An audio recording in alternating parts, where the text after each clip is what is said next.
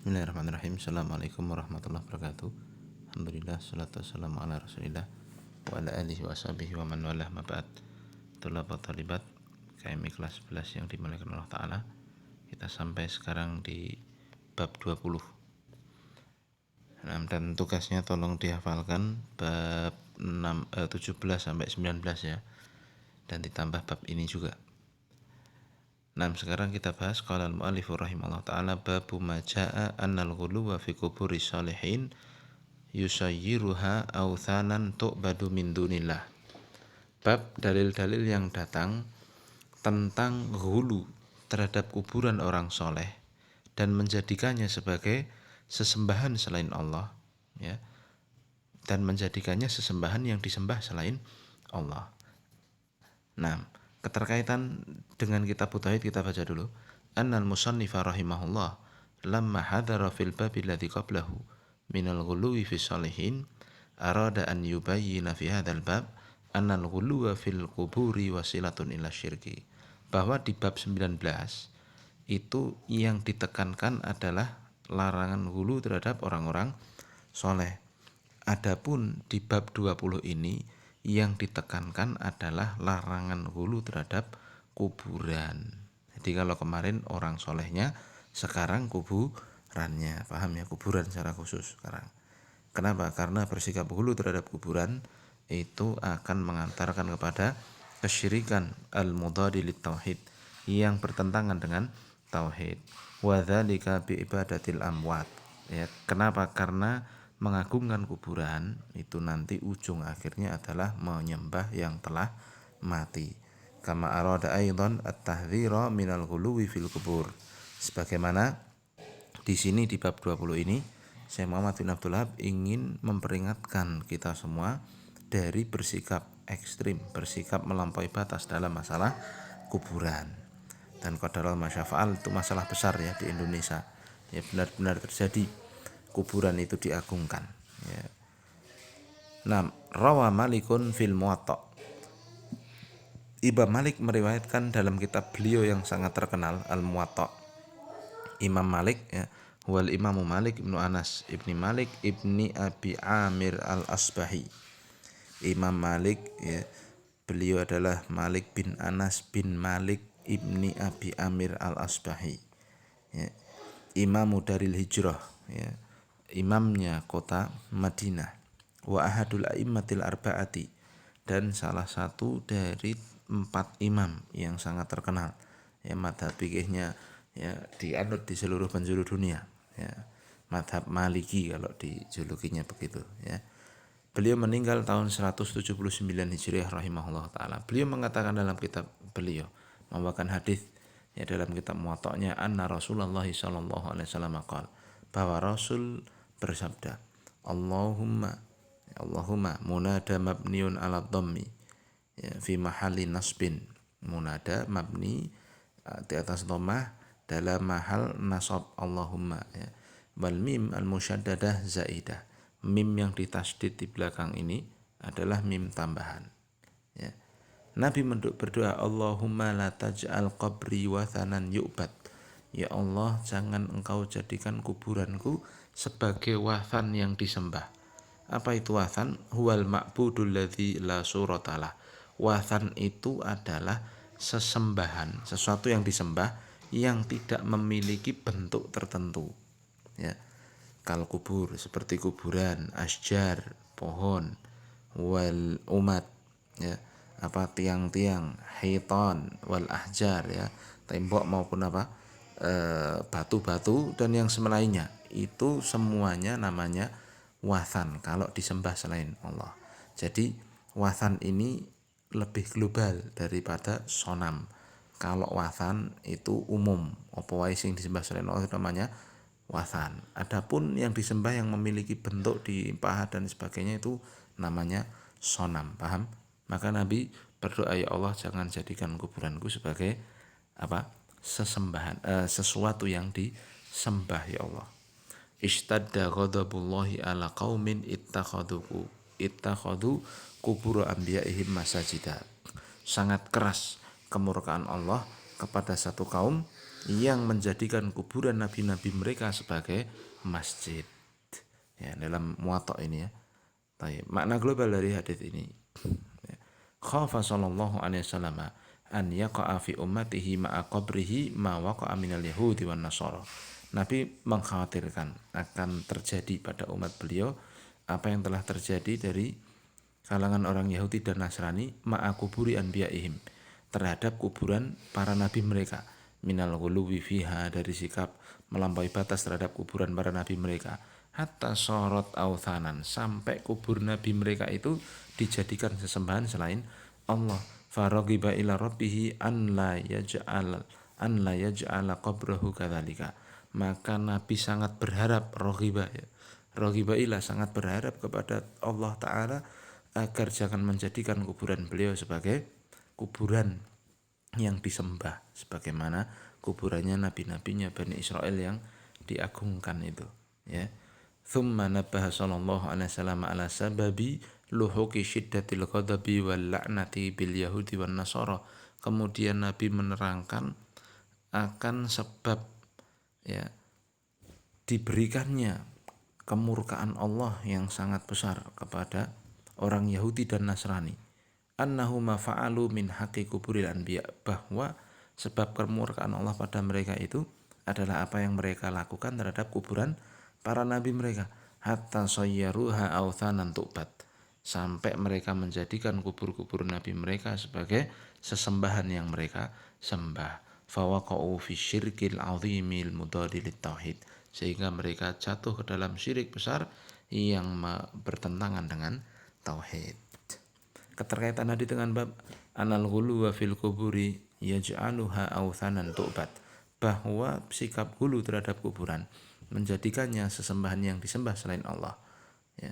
Li'anna Nabi sallallahu alaihi wasallam qala, karena Nabi mengatakan Allahumma la taj'al qabri wathanan tu'bad, ya Allah jangan jadikan kuburanku sebagai sembahan yang disembah. Wa bayana dzalika biqaulihi takhadhu qubur anbiya'ihim masajida. Lalu Nabi menjelaskan mereka menjadikan kuburan para nabi mereka sebagai tempat sujudnya. Jadi Nabi tidak ingin kuburannya dijadikan tempat sujud. Mafhum ya. Dan kemarin saya telah terangkan posisi Masjid Nabawi, tidak perlu saya ulangi lagi ya, insyaallah taala. Faedah yang kita dapat yang pertama, annal ghuluwa fi kuburil anbiya'i yaj'aluha authanan tu'bad, bahwa sikap berlebihan terhadap kuburan para nabi itu akhirnya menjadikan kuburan itu sebagai sesembahan yang disembah selain Allah. Dua, anna minal ghulu fil kuburi takhadhaha masajida, bahwa termasuk sikap melampaui batas dalam kuburan adalah menjadikannya sebagai masjid. Wa hadza yuaddi ila syirki, ini tentu saja mengantarkan kepada kesyirikan. Yang ketiga, itsbatut tisafillahi subhanahu bil ghadabi ala ma yaliku bijalali, penetapan adanya sifat murka bagi Allah, tentu yang sesuai dengan keagungan Allah Subhanahu wa taala. Ini dalil pertama tentang larangan menjadikan kuburan sebagai tempat ibadah. Nah, kemudian yang kedua, Walid bin Jarir bisanadihi an Sufyan an Mansur an Mujahid, diriwayatkan dari Ibnu Jarir. Siapa Ibnu Jarir? Wal Imamul Hafidh Muhammad Ibnu Jarir At-Tabari, terkenal ya. Beliau memiliki tafsir At-Tabari. Sahibut tafsir mata sanata thalathimi'atin wa asyara hijriyatan rahimahullah. Beliau meninggal tahun 310 rahimahullah ta'ala. Dari Sufyan ini siapa? Al-Adharu annahu Sufyan ibnu Sa'id Ats-Tsauri, yaitu Sufyan Ats-Tsauri, imamun hujjatun abidun mata sanata mi'atin wa ihda wa sittina hijriyatan rahimahullah ta'ala. Beliau adalah Sufyan Ats-Tsauri, ya, sangat terkenal pula. Beliau meninggal tahun 161 Hijriah. An Mansur, siapa Mansur? Huwa ibnul Mu'tamar, thiqatun faqih, mata sanata mi'atin wa thnataini wa thalathina hijriyatan rahimahullah. Ya, Ibnul Mu'tamar, beliau meninggal tahun 132 Hijriah. An Mujahid, ya. Mujahid huwa Mujahid ibnu Jabr, Mujahid bin Jabr, ya, thiqatun imamun fit tafsir. Beliau ini imam dalam bidang tafsir, ya. Akhadha an Ibnu Abbas, beliau ini adalah muridnya Ibnu Abbas. wa ghairihi, dan selainnya. Beliau mengambil tafsir dari selainnya pula. Mata sanata mi'atin wa arba hijriyatan rahimahullah. Beliau meninggal tahun 104 hijriah. Tabi'in ya, beliau Mujahid ya, Ibnu Jabr.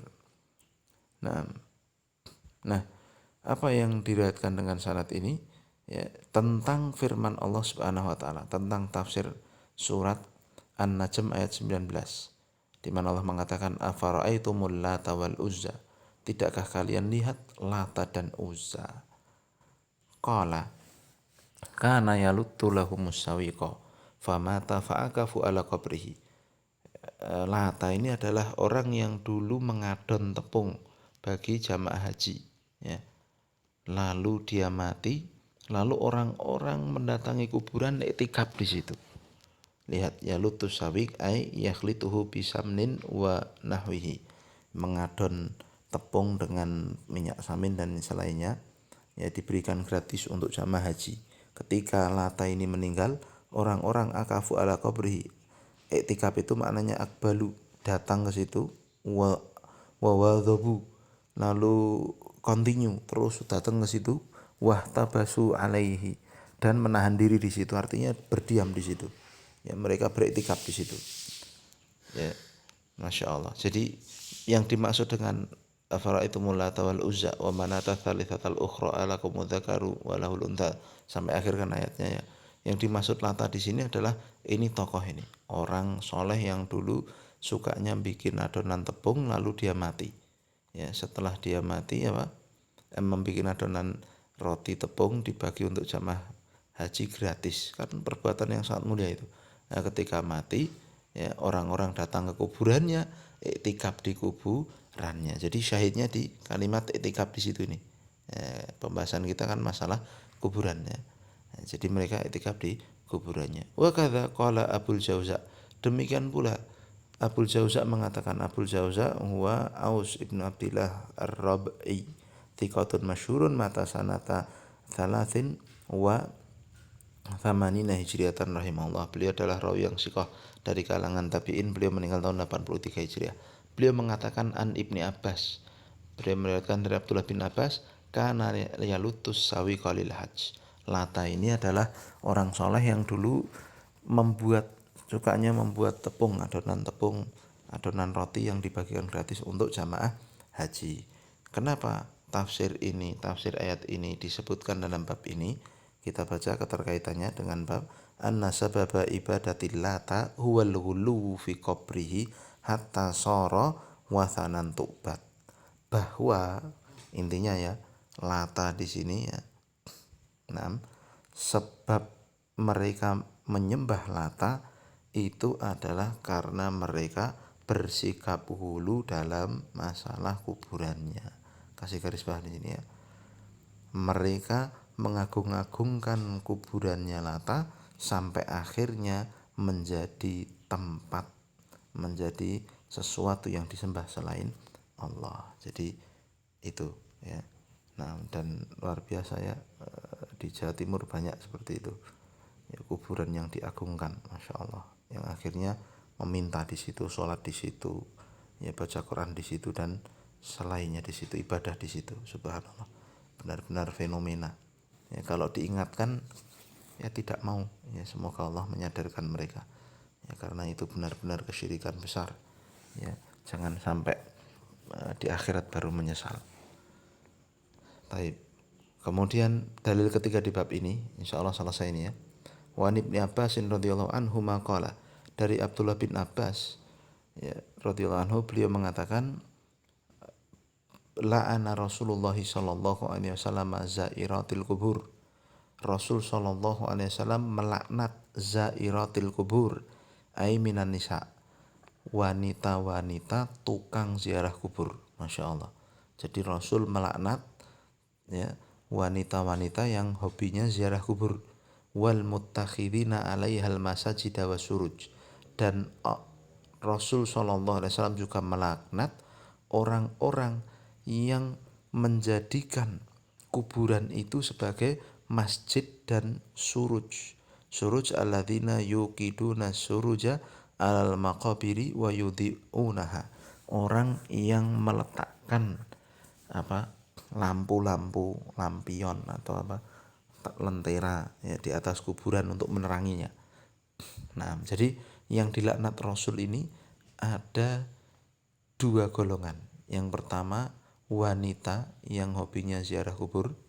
Lalu yang kedua orang-orang yang menjadikan kuburan sebagai masjid dan menghias-hiasi kuburan ya dikasih lampu, dikasih semisalnya. Masya Allah, ini bukan perkara ringan ini. Ya, laknat Rasul Shallallahu Alaihi Wasallam. Ya, rawahu Ahlus Sunan.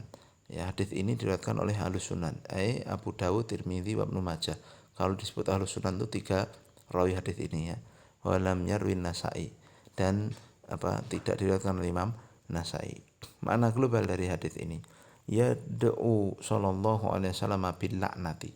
Rasul mendoakan dengan laknat. Perkara besar kan? Nah, wahiyat tardu wal ibadu an rahmatillah, yang makna laknat itu artinya adalah pengusiran dan penjauhan dari rahmat Allah. Siapa yang dilaknat oleh Nabi? Lin nisa illati yazurnal kubur, bagi para wanita yang mereka hobinya ziarah kubur. Li'anna ziyaratahunna yatarattabu 'alaiha mafasidu minan nahiyati wal jaza'i waftitanir rijali bihinna. Karena jika mereka melakukan ziarah kubur itu ya membawa konsekuensi kerusakan-kerusakan dari satu sisi, wal jaza, dan juga penyesalan ya, waftitani rijali bihin, dan juga mereka bisa memfitnah laki-laki dengan adanya mereka di kuburan ya. Saya pernah ya waktu itu diminta gitu ya, diminta oleh warga begitu untuk mendoakan orang yang telah orang baru meninggal di kubur ya. Terus saya disuruh ikut ke kuburan lalu mendoakannya begitu. Waktu saya doa kurang konsentrasi, gara-garanya itu ada wanita-wanita yang ikutnya, ada anaknya, ada istrinya, ada saudara-saudara mungkin dan sebagainya. Teriak-teriak di kuburan. Masya Allah ya. Maksudnya teriak-teriak ya begitulah ya, merasa kehilangan dan sebagainya. Itu kalimat jaza itu maknanya seperti itu, menyesal, merasa kehilangan dan sebagainya. Kalau wanita datang ke kuburan biasanya tidak kuat kan begitu. Nah ya, maka banyak madharatnya. Nah, ini kita imani saja bahwa Rasul Shallallahu Alaihi Wasallam melarang ya, wanita itu ziarah kubur seperti itu. Artinya hobi perginya ke kuburan. Nah, sekarang ini musibah ya. Kayak ibu-ibu jamaah pengajian polos-polos nggak tahu, diajak keliling-keliling muter-muter makam-makam kemana-mana, katanya lebih afdal daripada umroh ya. Ternyata banyak yang percaya. Masya Allah, musibah ya di negeri ini. Nah, kemudian itu kelompok pertama yang dilaknat oleh Rasul, yaitu wanita yang hobinya ziarah kubur. Lalu yang kedua, wala anal ladzina yattakhidunal maqabira mawatina ibadatin. Rasul melaknat orang-orang yang menjadikan kuburan sebagai tempat ibadah. Wa yudhi'unaha bisurji wal qanadil, yang mereka kemudian menerangi kuburan-kuburan yang mereka pakai untuk ibadah itu dengan pelita-pelita ya, dengan tindir, kalau orang bahasa Jawa bilang konadil itu, dengan tindir-tindir lampu-lampu tertentu. Li'anna hadza ghuluwun fiha, karena ini sikap melampaui batas pada kuburan ya. Wa mad'atun lisyirki bi ashabiha, dan pengundang kesyirikan bagi orang yang melakukan perkara-perkara tersebut ya. Dan ini luar biasa fitnah terutama di Jawa ini ya. Kuburan-kuburan orang yang dianggap soleh itu bahkan saya pernah datang gitu aja, kuburannya lebih wangi daripada masjid, lebih bersih daripada masjid ya. Dan di situ isinya foto-foto dan sebagainya, sajadah, karpet, kandel, Al-Quran ada kabeh di situ semua. Untuk apa? Ya untuk beribadah di samping kuburan. Ini larangan keras dari Nabi. Nabi melaknat orang yang beribadah di kuburan, karena hasil akhirnya dia akan mengagungkan kuburan melebihi mengagungkan Allah Subhanahu wa taala. Buktinya kalau urusan sholat, mereka mungkin sholat jamaah ke masjid berat, tapi kalau sholat ke kuburan ringan, ya enggak. Nah itu dia yang jadi masalah. Padahal Nabi mengajarkannya sholat, ya sholat itu ya di tempatnya, di masjid bukan di kuburan. Masya Allah ya. Taib, keterkaitan hadis ini dengan bab annahu yadullu ala tahrimil ghuluwi fil kubur, bahwa hadis ini jelas sekali menunjukkan haramnya bersikap melampaui batas dalam masalah kuburan. Di anadzalika yusayyiruha wa authanan tu'bad, karena berlebihan dalam masalah kuburan ini akan menjadikan apa? Kuburan sebagai wathan yang disembah. Ya, kalau di Saudi kuburan Baqi itu ya, belum lama saya kesana lagi ya, itu lihat-lihat kuburannya Utsman bin Affan ya wis mung watu tok gitu. Rata. Kuburannya Aisyah juga ada di situ, rata. Ya. Nah, biasa saja. Nah, ya. Dan di Mekah ada kuburannya Khadijah. Ya biasa saja. Bahkan kuburannya Raja Saudi, ya kan. Dan juga kuburan para sahabat yang lain, kalau ada apa juga di mana itu di Uhud, ya, kuburannya seroto kayak tanah biasa begitu, masya Allah ya. Kalau dipakai memang apa ya, tanda kuburan ya ada apa namanya, batu-batu tok begitu yang tertata sebagai tanda kalau itu kuburan, ya tidak lebih dari itu. Tapi ning negaramu iki wah kuburane wis kuwabeh enek ceritane. Bahkan bisnis kuburan itu ya jadi bisnis menguntungkan kalau di negara ini ya, masya Allah.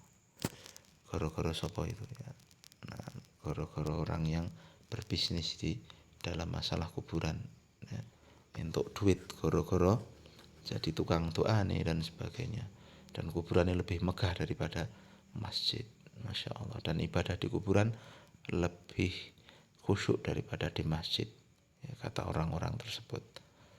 La haula wala quwata illa billah. Kemudian faedah yang kita bisa petik, yang pertama tahrimul ghuluwi fil kubur bittikhadhiha mawatina ibadatin li'annahu yufdi ila syirki. Haramnya bersikap berlebihan dalam masalah kuburan ya, dengan menjadikannya tempat ibadah, karena hal itu akan mengantarkan kepada kesyirikan. Dua, tahrimu tanwiril maqabir li'anna dzalika wasilatun li ibadatiha. Larangan untuk menerangi kuburan, karena itu juga jadi perantara untuk mengibadahinya. Ya. Nah, tapi ini ya pernah ditanyakan pada sebagian ulama, bagaimana kalau hukum ini beda dengan jalan kuburan ya. Jadi kalau mungkin antum pernah masuk kuburan ada jalannya kan. Nah, jalannya itu yang diterangi. Ya karena mungkin kan ada apa? Kalau malam ngubur dan sebagainya biar mudah. Nah, kalau untuk jalannya ya tidak masalah. Berarti kan yang diterangi jalannya, bukan kuburannya. Paham ya? Nah, mungkin kuburan-kuburan di dekat antum gede kali ya. Kalau di Solo kan Pracimaloyo, Bonoloyo itu kuburannya gede-gede dan di tengah-tengahnya ada jalan. Nah, itu yang diterangi jalannya. Nah, itu hukumnya boleh. Baik. Yang ketiga, annal ghuluwa fil kuburi minal kabair, bahwa bersikap melampaui batas dalam masalah kuburan ini termasuk dosa besar, tapi tidak pada paham ya. Ini masalah dosa besar ini. Ya makanya negeri Indonesia ya subhanallah yang kemari Pahloh Jinawi ya, dijajah Belanda 350 tahun. Ya, lalu jadi negara koruptor, negara ini negara itu, banyak bencana dan sebagainya. Kenapa sebabnya? Di antaranya karena banyak melakukan dosa besar. Lah wis susah kena musibah malah bikin acara-acara kesyirikan. Waliyadzubillah. Malah diajak doa ke kuburan. Ya wis akhirnya Allah tambah murka. Semoga Allah sadarkan ya kita semua dengan perkara ini. Perkara ini bukan perkara remeh. Masya Allah. Yang keempat, anna illatan nahyi anis salati indal kubur hiya khawfu syirki, bahwa sebab ya, ataupun alasan dilarang sholat di sisi kuburan adalah takut akan terjadi kesyirikan. Lali ajlin najasa, bukan karena kuburan itu najis. Paham? Jadi larangannya itu karena syiriknya, bukan karena najis. Lianna Rasulullah sallallahu alaihi wasallam qarana baina tikhadhiha masajida wa israjiha wala ana alal amraini.